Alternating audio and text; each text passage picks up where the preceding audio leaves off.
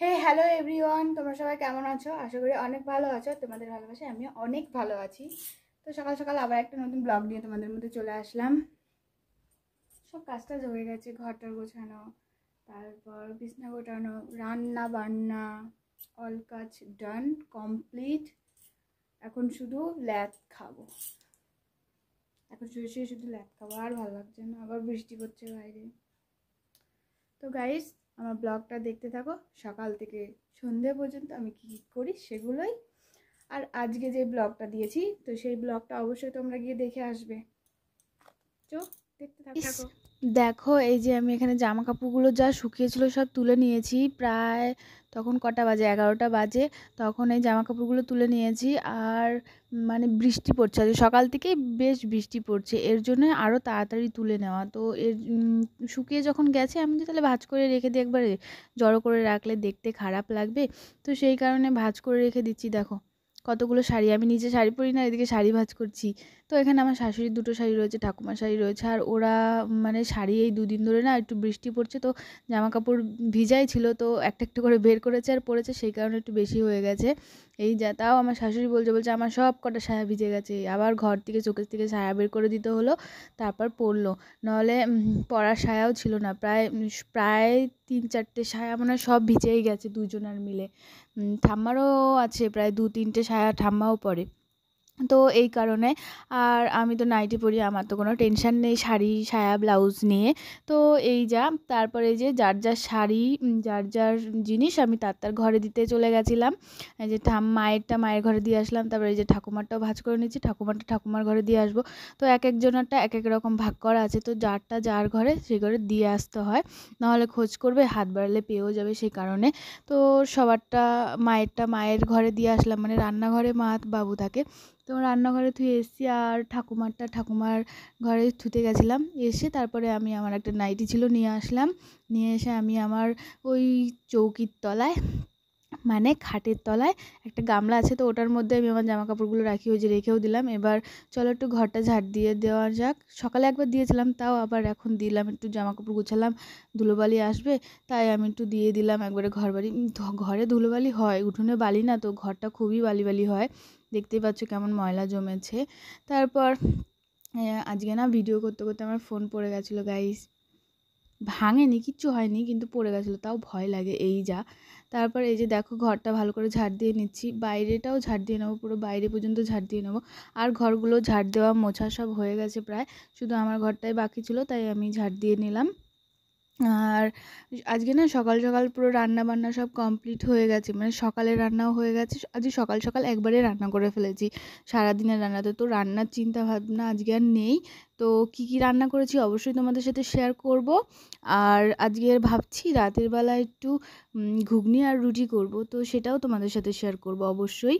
তো এই যে দেখো, এই মাদুরগুলো পেতে নিলাম। মাদুরগুলো পেতে নিলে কি, ড্রেসিং টেবিলের সামনে পাতার কারণ এই যা, চুল না পড়ে। তারপর দেখো দাদু আমাকে কি বললো, ধর পুজোয় কেনাকাটা করি।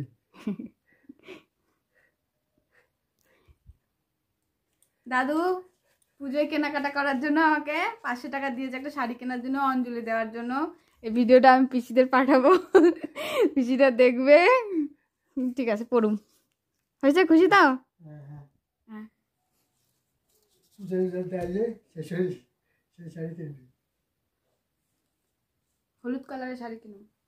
এটা হলুদ কালার হোক আর সাদা কালার হোক, কিনুম একটা, তাই তো? পাঁচটা লাল। পার লাল কিনুম। সাদা লালের মধ্যে হ্যাঁ, না হলুদ লালের মধ্যে? হলুদ লাল বলে হলুদ লাল। ঠিক আছে, থ্যাংকু থ্যাংকু। মানে পুজোর শাড়ি। হুম। হে গাইস, তো চলো আমরা মানে আমরা বলছি কেন, আমি তোমাদের সাথে শেয়ার করি দুপুরে আজকে কী মেনু হয়েছিল। অবশ্য এখন রাত হয়ে গেছে, তো এখন তোমাদের সাথে শেয়ার করছি, তো দেখতে থাকো। এই যে এখানে হয়েছে ভাত, শেষ হয়ে গেছে, আর ফ্রিজে আছে, চলো দেখাচ্ছি। এই যে এখানে আছে পনিরের তরকারি, আর এখানে আছে লাউ চুকলা বাটা আর লাউয়ের তরকারি। ওখানে লাউ চুকলার সাথে কটা বটবডিও ছিল, তো এইগুলোই হয়েছে আজকে দুপুরের মেনুতে। আর রাতে ভাবছি একটু ঘুগনি করব।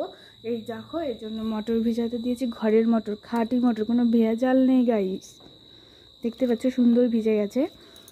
চলো এবার রুটি করব আর ঘুগনিটা করে নিই। আর ঘুগনির জন্য যা যা করব তো সেগুলো জোগাড় করে নিই, দেখতে থাকো।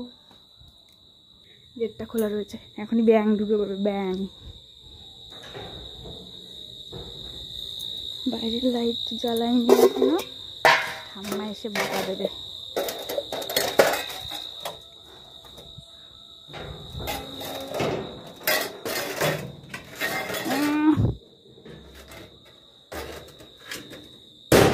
বাবা, দাদু কোথায়?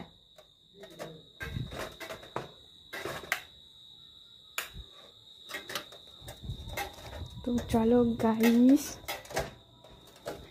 রান্না করা যাক। চলো সব কিছু জোগাড় করে নিই, আলু টালু কেটে নিই, মশলাপাতি করে নিই। তো দেখতে থাকো, আমার সাথে থাকো গাইস। তোমাদের একটা জিনিস দেখাবো, দেখো গাছ থেকে টাটকা আদা তুলে নিয়ে আসলাম। এই ফিলিংসটাই অন্যরকম ভাই, এত ভাল লাগছিলো তুলতে।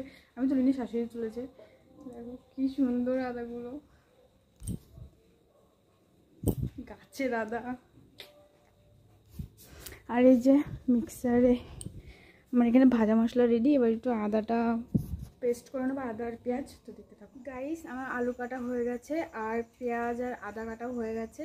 তো দেখো এই যে এখানে আমি প্রায় এইটুখানি মিডিয়াম সাইজের 4টে আলু কেটে নিয়েছি। আর এখানে নিয়েছি একটা পেঁয়াজ, গোটা পেঁয়াজ আর একটুখানি আদা। তো চলো মিক্সার করে নিই এটা।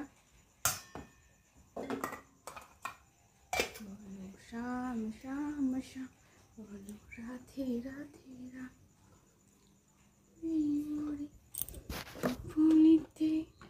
সেই রাধার কোণে।